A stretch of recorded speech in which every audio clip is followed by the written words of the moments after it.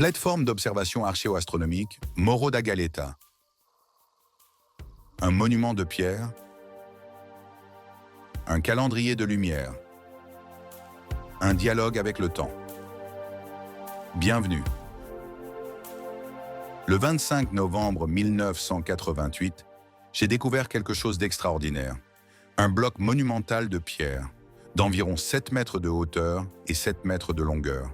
Une présence colossale dressée sur le flanc de la colline, soutenue par 3 bases, reposant sur une roche inférieure. Équilibré, stable, silencieux depuis des siècles. Ce n'est pas une pierre ordinaire, c'est une architecture intégrée au paysage. Sa disposition ne semblait pas aléatoire. Il y avait une intention, il y avait une direction.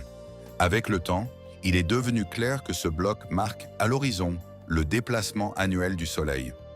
Mais l'observation ne se limite pas à l'instant du lever du Soleil.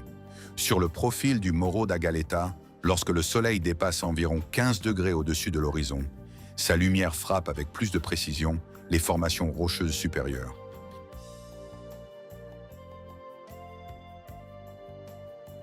C'est à ce moment-là que la lecture se révèle. Les ombres se définissent. Les alignements deviennent visibles. Le paysage cesse d'être un simple décor. Il devient un instrument, un marqueur angulaire naturel. En comprenant cette élévation du Soleil, il devient possible d'observer les cycles. Au début de l'été, le Soleil se lève dans la direction de la Pedra Virada. Aux équinoxes d'automne et de printemps, l'alignement se déplace vers le menhir central.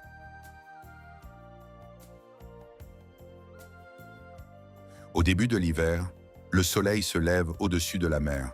Son point de levée se déplace vers l'extrémité de l'horizon, dans la direction d'un autre bloc rocheux, un bloc qui semble avoir été placé là pour marquer ce moment significatif.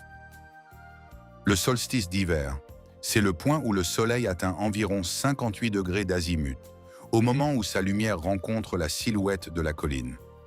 Là, l'alignement se révèle, pas seulement au lever, mais à l'instant où le disque solaire touche le profil du paysage. C'est dans cette rencontre entre lumière et relief que la marque se confirme. Une direction précise, une direction qui, selon des calculs réalisés avec Google Earth, coïncide avec le même alignement que les pyramides de Gizeh en Égypte. Il ne s'agit pas seulement de paysage, il s'agit d'orientation spatiale, d'une lecture angulaire. Lorsque le Soleil atteint ce point spécifique de l'horizon, le cycle annuel atteint son extrême. C'est la limite, c'est le basculement, c'est la marque de l'hiver. Et la roche positionnée dans cette direction transforme cet instant en référence, en trace, en mémoire de pierre du temps, terre, ciel, temps. Un dialogue entre l'être humain et le mouvement de la Terre dans le cosmos. Au fil des années, nous avons mené des études. Nous avons publié des articles scientifiques. Nous avons demandé la reconnaissance de ce lieu en tant que site culturel. Malgré cela, ce monument est menacé. La zone pourrait céder la place à la construction d'une résidence privée.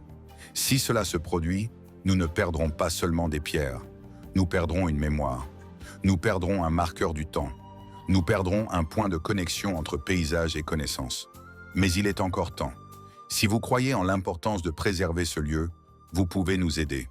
En acquérant nos livres, vous contribuez directement au fonds destiné à l'acquisition de cette propriété, afin que ce monument demeure protégé, debout, vivant, accessible aux générations futures.